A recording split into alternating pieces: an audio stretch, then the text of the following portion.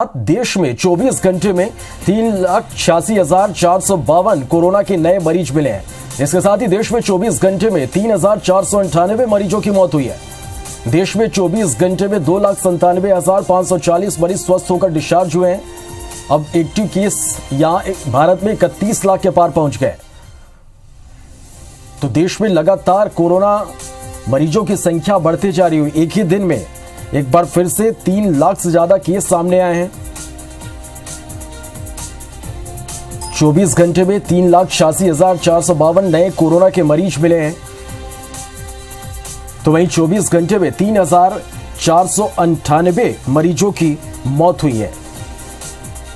24 घंटे में लगातार जो मरीजों का जो आंकड़ा है वो तेजी से बढ़ रहा है। मध्य प्रदेश में भी 24 घंटे में हम बात करें तो 12,762 नए कोरोना मरीज मिले हैं। अब तक 5,50,927 पॉजिटिव केस मध्य प्रदेश में सामने आ चुके हैं। मध्य प्रदेश में 24 घंटे में 95 मरीजों की मौत हुई है। मध्य प्रदेश में अब तक 5,519 मरीजों की मौत हुई है। वहीं एक दिन में 13,363 मरीज स्वस्थ होकर डिस्चार्ज हुए हैं। अब एक्टिव केस की संख्या 92,077 मध्य प्रदेश में है।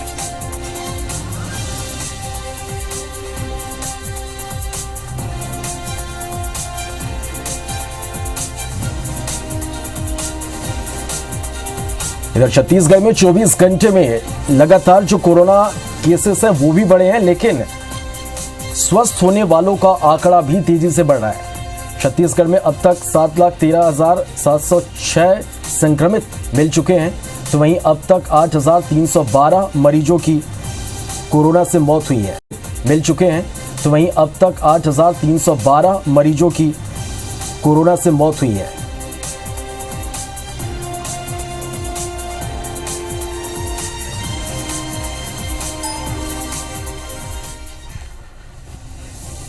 चलिए, तो मध्य प्रदेश और छत्तीसगढ़ में कोरोना को लेकर किस तरह के हालात हैं, अस्पतालों में किस तरह की तस्वीरें देखने को मिल रही है। हमारे साथ 4 संवाददाता हमारे साथ लाइव जुड़ रहे हैं। रायपुर से हमारे साथ विनय वर्मा लाइव जुड़ गए हैं, भोपाल से नीलम हमारे साथ लाइव हैं, तो वहीं इंदौर से दीपक यादव और ग्वालियर से नासिर गौरी हमारे साथ लाइव जुड़ गए हैं। सबसे पहले रायपुर का रुख करते हैं, विनय के पास चलते हैं। विनय, लगातार हम छत्तीसगढ़ में देख पा रहे हैं कि एक तरफ एक्टिव केसेस लगातार बढ़ रहे हैं, लेकिन राहत की बात यह है कि यहां पर ठीक होने वाले मरीजों का भी आंकड़ा तेजी से बढ़ रहा है। किस तरह की स्थिति है छत्तीसगढ़ में कोरोना को लेकर?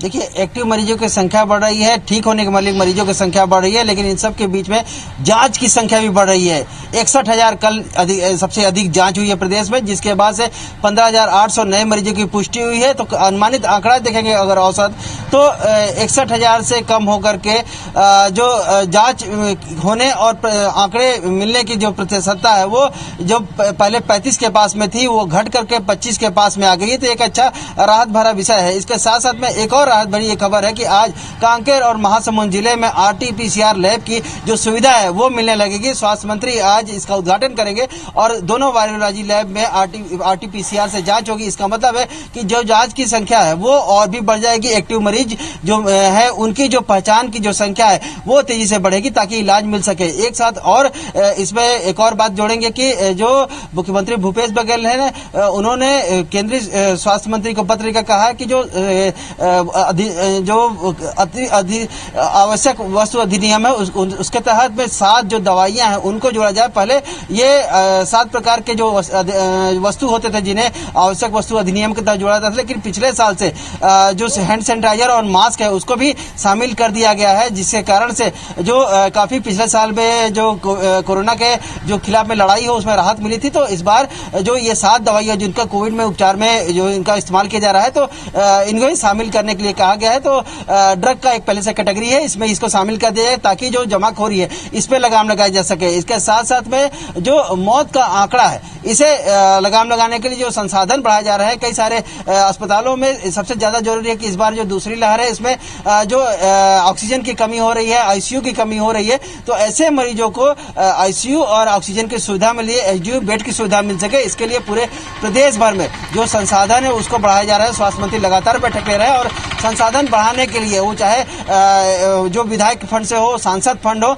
ये सब तमाम छत्तीसगढ़ जो लोग विधायक है, सांसद है, विभाग है, साहब एक साथ मिलकर काम कर रहे हैं और लोगों को राहत एम्बुलेंस की सुविधा दे रहे हैं। अपने अपने विधायक अपनी अपनी निधि से लोगों को राहत देने की सुविधा प्रदान कर रहे हैं। इसके साथ साथ में जो अधिकतर जो मौत है, स्वास्थ्य का सबसे ज्यादा टारगेट है कि जो मौतों की संख्या लगातार बढ़ती जा रही है, इस पे लगाम लगाई जाए और इस पे कहीं ना कहीं रोकथाम लगाई जाए। तो इसके इस कारण से जो संसाधन ये बढ़ाए जा रहे हैं। इसके साथ साथ में एक काम और किया जा रहा है कि इस दौरान जो लॉकडाउन है पूरे प्रदेश भर में अलग अलग जिलों में, तो उनमें जो वैक्सीनेशन की जो प्रक्रिया उसे तेजी बढ़ाया जाए। जैसे कि केंद्र सरकार ने 1 मई से 18 साल से अधिक उम्र के लोगों को वैक्सीनेशन की प्रक्रिया उसका चरण का उसका शुरुआत करने के लिए, लेकिन राज्यों में वैक्सीन की जो कहा गया कि राज्य अपने से वैक्सीन की व्यवस्था करें, तो छत्तीसगढ़ में इसके लिए प्रक्रिया पूरी लगभग की जा चुकी है। और जो दोनों कंपनियां हैं, जो भारत बायोटेक और जो सीरम इंस्टीट्यूट, उनको जो 25-25 लाख का काम देने वर्क ऑर्डर देने के लिए कहा गया।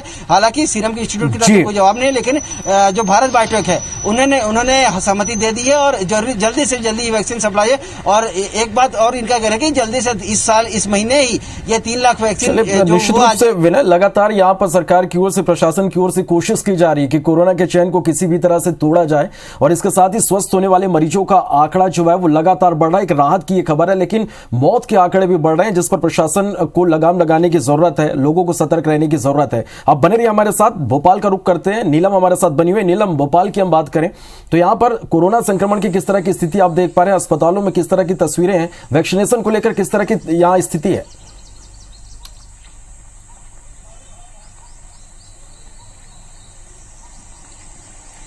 जी बिल्कुल, राजधानी भोपाल में जो है संक्रमण की दर अभी भी काफी दिखाई दे रही है। रोजाना 1600 से लेकर 1800 के बीच संक्रमित मिल रहे हैं। वहीं मौतों का आंकड़ा भी बढ़ता हुआ दिखाई दे रहा। पर राहत भरी बात यह भी है कि राजधानी भोपाल में भी संक्रमितों की ठीक होने की संख्या लगभग बराबर बनी हुई। कई क्रिटिकल मरीज भी अब जो है वो ठीक होते जा रहे हैं और होम आइसोलेशन में जो मरीज है उन पर लगातार निगरानी रखने के चलते वो भी लगातार ठीक होते जा रहे हैं। तो पॉजिटिविटी दर जहां बढ़ी हुई है, इसके साथ ही साथ रिकवरी रेट भी जो है शहर में लगातार बढ़ते जा रहा है, जो बेहद राहत भरी बात है।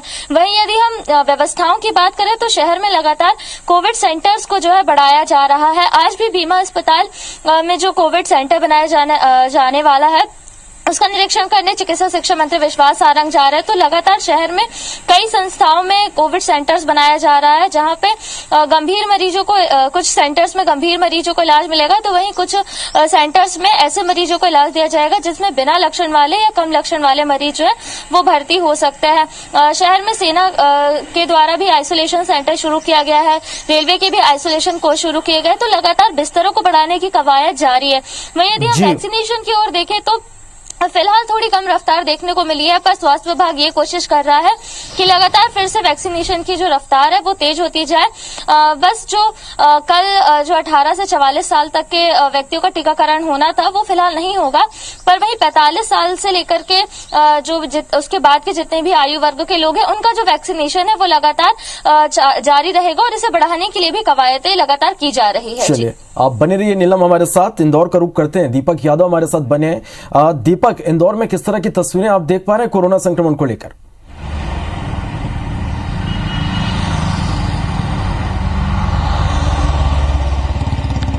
देखिए श्रवण, चूंकि कोरोना कर्फ्यू लगा हुआ है, इसका थोड़ा बहुत असर नजर आ रहा है। पॉजिटिव रेट स्थिर है, लेकिन अभी भी मरीजों की संख्या में कोई कमी नहीं आई है और शहरी क्षेत्र के अलावा ग्रामीण क्षेत्रों में कोरोना तेजी से पैर पसार रहा है, जिसकी वजह से अभी भी इंदौर के जो 85 निजी हॉस्पिटल्स हैं वहां पर ना तो बेड की व्यवस्था है, ऑक्सीजन को लेकर अभी भी किल्लत बरकरार है।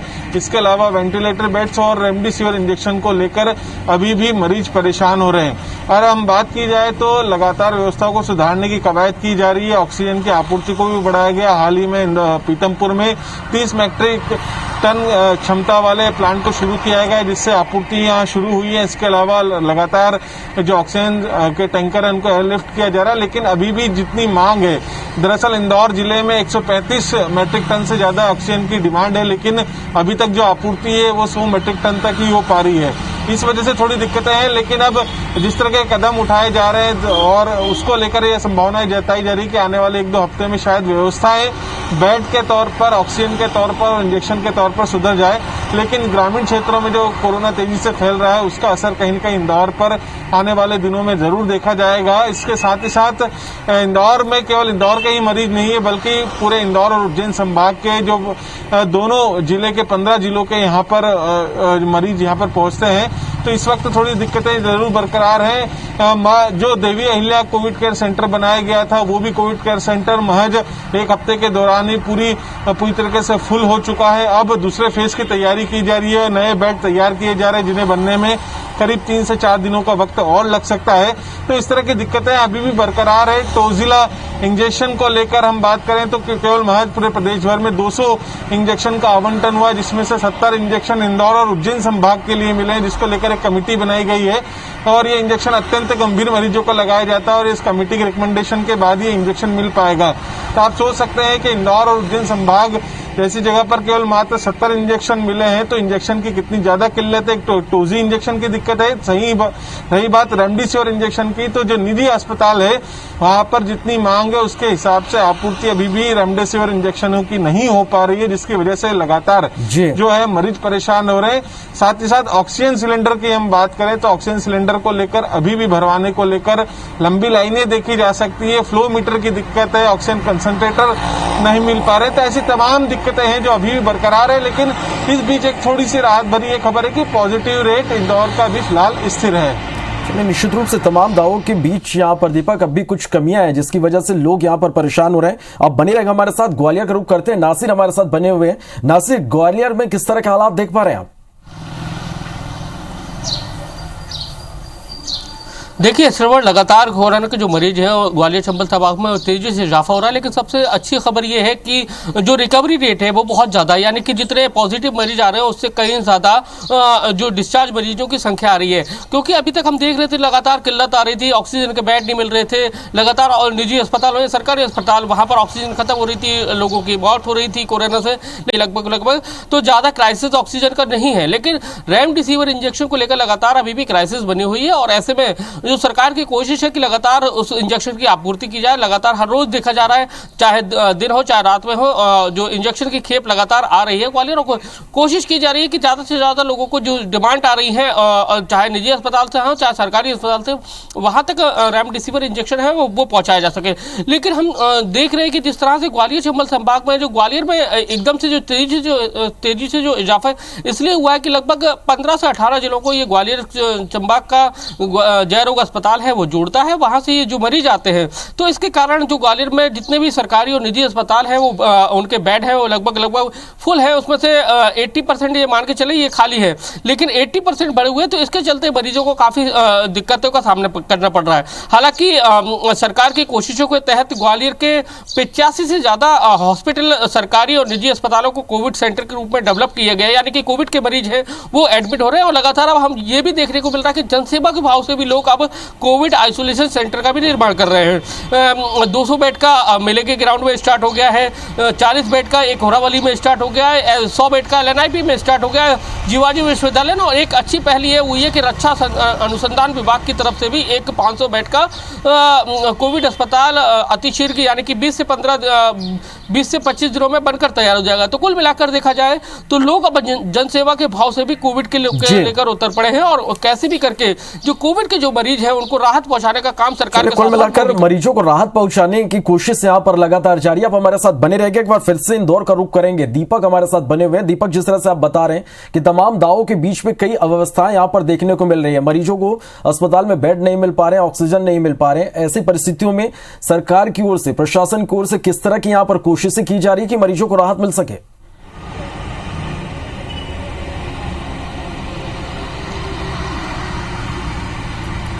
देखिए श्रवण, चूंकि नए नए हॉस्पिटल्स को तैयार किया जा रहा है, हाल ही के दिनों की हम बात करें तो सेवा कुंज हॉस्पिटल को कोविड केयर सेंटर बनाने के यहाँ पर शुरुआत कर दी गई है। माधव षष्ठी है, वहां पर भी 110 बेड के लिए यहाँ पर शुरुआत हो चुकी है।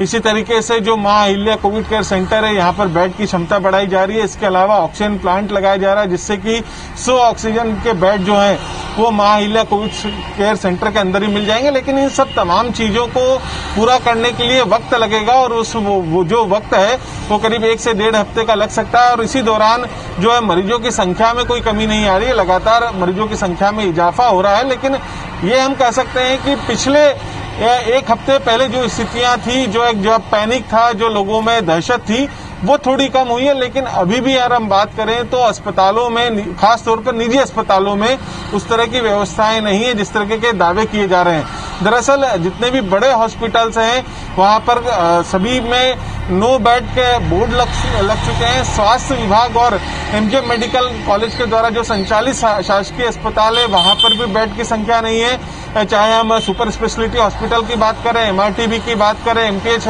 हॉस्पिटल की बात करें, तो ये 3 बड़े ऐसे हॉस्पिटल हैं जो कि स्वास्थ्य विभाग और के द्वारा संचालित किए जाते हैं। लेकिन यहाँ पर भी अब जो है मरीजों को क्योंकि सारे बेड फुल हो चुके हैं। इसके अलावा जो अन्य निजी जो हॉस्पिटल्स हैं वहां की स्थिति ये है कि यहाँ पर यदि मरीज को भर्ती भी करा दिया जाता है तो ऑक्सीजन की दिक्कत है। और इसके अलावा खास तौर पर रेमडेसिविर इंजेक्शन, दरअसल हो यह रहा है कि जितनी आपूर्ति इंजेक्शन की होनी चाहिए हॉस्पिटल्स में उतनी आपूर्ति नहीं हो रही है। और किसी हॉस्पिटल के द्वारा अगर 20 इंजेक्शन की मांग की जाती है तो उसमें से महज 5 इंजेक्शन ही उस अस्पताल तक पहुंचते हैं।